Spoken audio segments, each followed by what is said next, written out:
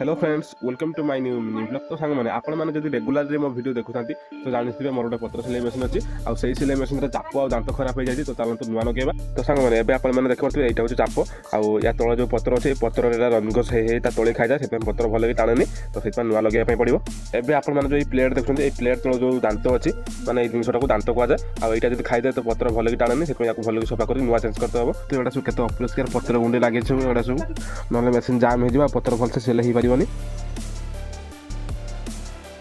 सांग मैंने देखिए केमती घाई भाई तो से पत्र टाणुनी तो यहाँ तो चेंज करते पड़ो निहाती।